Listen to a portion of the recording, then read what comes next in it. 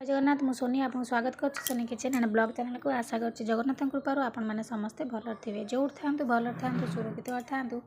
Video को fast to last जाए देखुए जब पसंद आसे लाइक करेंगे फ्रेंड तो शेयर करेंगे आउ चैनल जब नुआ अच्छा चैनल गोटे सब्सक्राइब करने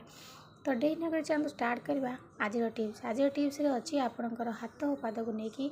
आपड़ केमती मेनिक्योर आउ पेडिक्योर करेंगे तो देखो ये मुझे कोलगेट पेस्ट व्हाइट वाला कोलगेट पेस्ट नहीं जावा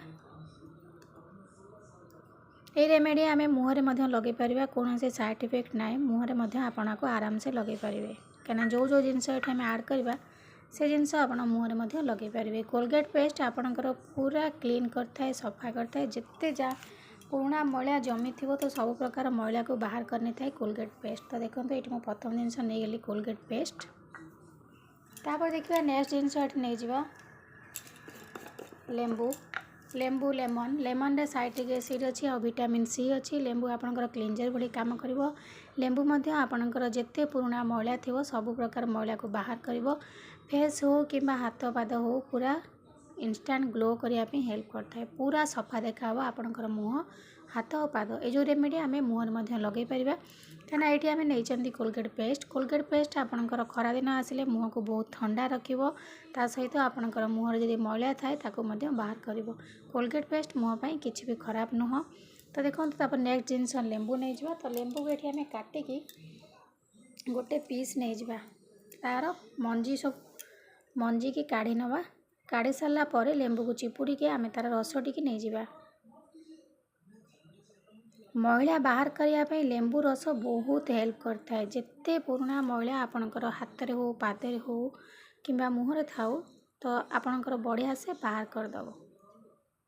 तो देखो ये लेंबू चिपुड़ी के मुझे चामुचाई हम रस नहीं गली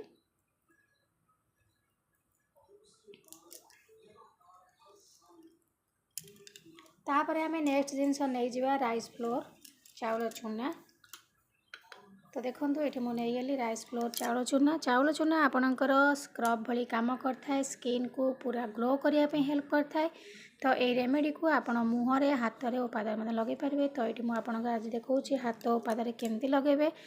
तो खरा दिन पड़े आसला हाथ और पाद टैनिंग पड़ जाइए इंस्टेंट केमती आम ग्लो करवा कहीं आमर जत्न आम बिल्कुल हाथ और पादर नहीं न था तो तेणुक हाथ और पाद आमर पूरा सीझिला परी होगी कला पड़ जाए तो देखो ये तीनटा जाक जिनस को आम भल से मिसई नवा तो देखो ये भल से मिसई नहीं गली ये गोटे नेचुरल रेमेडी आउ पूरा क्लीन कर आपणकर हाथ पाद और मुँह आपको आप मुहरे लगातु कोलगेट पेस्ट आपणकर मुँह को पूरा ठंडा रखियो खरा दिन तो खरारे सीझीजा द्वारा आपणकर हाथ और पाद पूरा टैनिंग पड़ जाए आम केमी इंस्टेंट ताको ग्लो करवा बिल्कुल भी हाथ और पादे आपणकर टैनिंग पड़ोनी तो देखो आपको आम भल भाव मिसई सारा पर हाथ और पादरे लगे नवा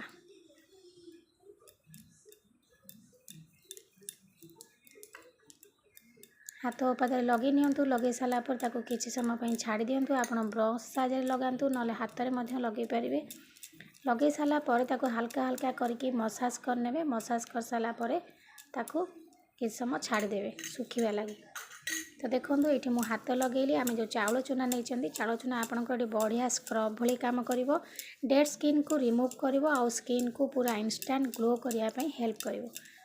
तो देखो एमती भल भाव में मसाज करने ये भाव में आपको मुहरे लगातु मुहरे लगे मसाज करूँ देखिए आपणकर फेस केते सुंदर भाव में ग्लो कर तो देखो ये मुझे लगे भल भाव में मसाज करने गली मसाज कर सारापर आम आपको किसी समय छाड़देवा सुखा लगे सुखी सारापर आम हाथ को धोई नवा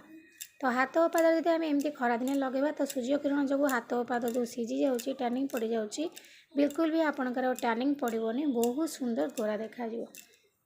तो चलतु किसी समय छाड़देवा सुखा लगे तापर आपन को धोईकी देखे ने एबे देखो मात्र 10 ରୁ 15 मिनट रख सारापर मो हाथ को धोई नहीं केते सुंदर भाव में ग्लो करुच्ची आप दूर जाक हाथ को देखला फरक जानीपे माने इंस्टेंट ग्लो कर तो ये रेमेडी आप सप्ताह को थरे न 2 थर लगातु देखिए आपणकर हाथ और पाद केते सुंदर भाव में ग्लो कर बिल्कुल टैनिंग पड़ोनी तो आपको आपणकर मुहरे लगातु आपणकर फेस एमती गोल माने एमती गोरा देखा ग्लो कर जिते पुराना जमी मैला आपणकर कोलगेट पेस्ट आ जो लेंबू नहीं सबू बाहर करदेव फेस को पूरा क्लींजर भली काम करिवो। ता सहित चाउଳ चूना नहीं पूरा स्क्रब भली मध्य काम करिवो, स्किन को पूरा इंस्टेंट ग्लो करिवो। तो आशा करछि आज वीडियो आपको पसंद आसो। यदि पसंद आसता लाइक करेंगे, फ्रेंड सहित शेयर करेंगे आ चैनल जब नुआ अच्छे चैनल गोटे सब्सक्राइब करने। तो आज मुझे विदाय नौ पुणी देखा आप सहित नेक्स्ट वीडियो से पर्यटन रोचे। नमस्कार, जय जगन्नाथ।